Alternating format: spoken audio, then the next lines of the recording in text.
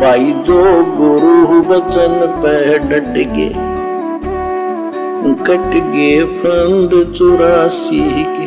तो तत्व ज्ञान आज दास के पास है या परमात्मा के पास था? मेरे गुरुदेव के पास था। मेरे गुरुदेव ने कहीं नहीं बताया किसी को दास के कृत। यहाँ पर पूज्य गुरुदेव जी के द्वारा अपने गुरुदेव स्वामी राम देवानंद जी के विषय में यह कहना कि यह तत्व ज्ञान या तो परमात्मा के पास था या मेरे गुरुदेव के पास था। आदरणीय राम देवानंद जी के पास में तत्व ज्ञान तो था, लेकिन पूर्ण तत्व ज्ञान नहीं था। पूर्ण तत्व ज्ञान की प्राप्ति तो उनको सतगुरुदेव भगवान ने करवाई।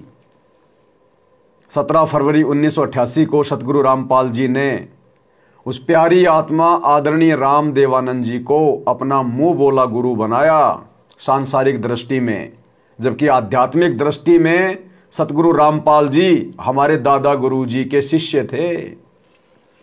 गुरुदेव के छोटा जो बेटा है मनोज, उसने अपना 1 घंटे का इंटरव्यू दिया। उस इंटरव्यू को आप भाई बहनों ने देखा होगा। दास ने भी कबीर सागर की वीडियो बनाते समय उस इंटरव्यू का जिक्र किया है, तो आप भाई बहनों को भली भांति समझ में आ गया होगा कि वास्तव में सतगुरु रामपाल जी आदरणीय राम देवानंद जी के शिष्य थे या आदरणीय राम देवानंद जी सतगुरु रामपाल जी के शिष्य थे। वो तो केवल गुरु शिष्य परंपरा का निर्वाह करते हुए एक मुंह बोले भगत की भूमिका निभाई है गुरुदेव ने। असल में आदरणीय राम देवानंद जी को तत्व ज्ञान सतगुरु रामपाल जी ने दिया। तो यह ज्ञान सृष्टि में परमात्मा के अलावा किसी को नहीं हो सकता। हां, परमात्मा से फिर लाखों को हो जाएगा, लेकिन आधा अधूरा कंप्लीट नहीं हो सकता। कंप्लीट ज्ञान, क्योंकि ना जाने ऐसी ऐसी कितनी सृष्टियां, करोड़ों अरबों सृष्टियां ऐसी ऐसी परमात्मा ने बहुत रच रखी है। ये एक ही 21 ब्रह्मांड नहीं है, एक ही अक्षर पुरुष का लोक नहीं है। ना जाने ऐसे ऐसे 21 ब्रह्मांड और ऐसे ऐसे सातसंग ब्रह्मांड परमात्मा ने अनंत करोड़ रच रखे, अनंत करोड़। ये वो समर्थ परमात्मा है जाके अर्ध रोम पर सकल पसारा, ऐसा सतगुरुदेव हमारा। तो भाई और बहनों, यहां से हमने निकलने का प्रयास करना चाहिए। अपने गुरुदेव के संकेतों को समझना चाहिए। जहां गुरुदेव अपने आप को दास कहते हैं, परमात्मा का नौकर कहते हैं, परमात्मा का भेजा हुआ प्रतिनिधि कहते हैं, ये शब्द केवल गुरुदेव अपने आप को छुपाते हुए यूज करते हैं। ये समर्थ है। 650 साल पहले भी इसी कबीर परमात्मा ने धर्मदास जी के आगे अपने आप को कितना छुपाया, तो आज कैसे स्पष्ट कर देगा? क्योंकि आज तो परमात्मा ने ज्ञान आधार से अपनी पहचान करवानी है। आज परमात्मा चमत्कार दिखा के अपनी पहचान नहीं करवाएगा, क्योंकि चमत्कारों को देखकर आत्मा कभी सतलोक जा नहीं सकती। अगर चली गई तो हजरत मोहम्मद की तरह वो वहां पर रुक नहीं सकती। इसलिए परमात्मा इस आत्मा को ज्ञान के रंग में रंगेगा। ये ज्ञान मार्ग है, देखा देखी का मार्ग नहीं है, चमत्कार का मार्ग नहीं है। और जब ये ज्ञान और सतगुरु हमें समझ में आ गया एक बार, उसके बाद रोज चमत्कार होंगे हमारे जीवन में, रोज चमत्कार।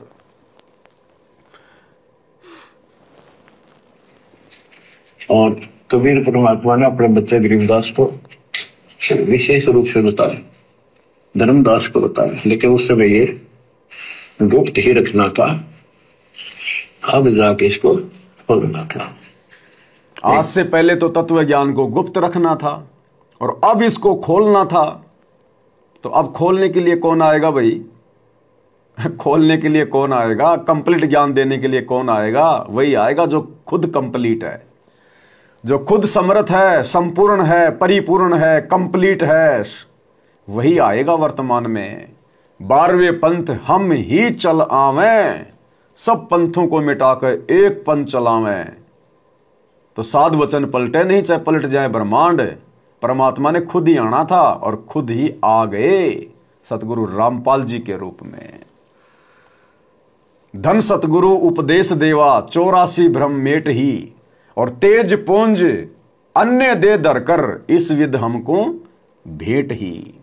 अन्य दे धरकर मतलब अपने रूप को हल्का करके वो कबीर परमात्मा सतगुरु रामपाल जी खुद ही धरती पे प्रकट हैं।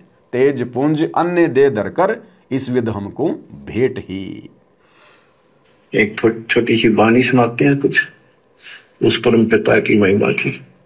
अथ सुख सागर बोध से अविगत महल की सुन बात, एका एक संग न साथ, जैसे हुआ सकल जहान, ओंकार पंच विमान। अवगत महल की सुन बात, एका एक संग ना साथ। अवगत महल कौन? सतलोक। और एका एक संग ना साथ, वो परमात्मा एक का एक ही है, अकेला ही है, उसका साथ देने वाला कोई नहीं है, उसको किसी के साथ की आवश्यकता नहीं है, वो समर्थ है। समर्थ को किसी के सहयोग की जरूरत नहीं पड़ती। एक का एक संग ना साथ, अवगत महल की सुन बात। कार पंच विमान के अब तुम्हें अविगत महल सतलोक की बात सुनाता हूं, और यहाँ जो गलत साधना करते हैं वो भी बताता हूं। जो गुरु बचन पे डट गे, कट गे फंद 84 के, कट गे फंद 84 के, कट गे फंद 84 के। भाई जो गुरु बचन पे डट गे, कट गे फंद 84 के, कट गे फंद 84 के, कट गे फंद 84 के। भाई जो गुरु बचन पे डट गे,